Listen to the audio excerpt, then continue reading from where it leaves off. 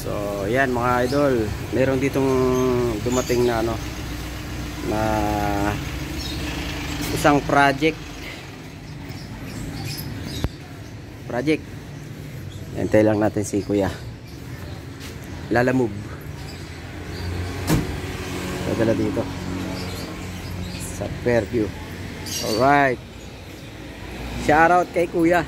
Deliver faster. Lalamove. Ayan o. Ayan. Dio 3. Natulog ng maraming dito. Natulog ng maraming panahon. Ayan o. Ayan. So ibababa na natin yan. Pababa na natin. So ayan, naalis na yung Lalamove. Hindi siya coincidence na itong naglalamove na nag-deliver dito from Binondo. Kabatchmate ko pala nung high school. Dito oh. Yan oh. Lapit lang. Si Ronnie Briganya. Oh, kabatchmate ko pala. Yan. Ito yung dala niya oh. Pasensya na mga idol. Medyo magulo dito sa bahay, sa garahe, sa aming labahan. Ito na yung Dio. CX. Yan. Ito pa matukoy kung Millennium to o live. Pero malalaman natin yan pagdating ng panahon. Yan. So ito bagak. For restoration talaga to. Hindi umiikot yung mga gulong eh. Oh. Pati ito hindi rin naikot. Yung mga gulong niya. So yan.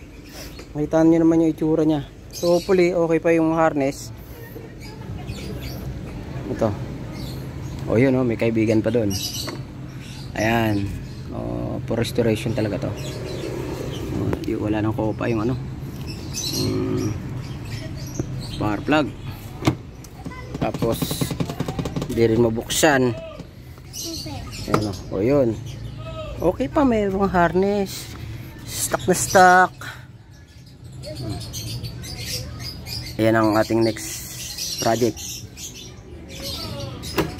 Alright, thank you guys, thank you.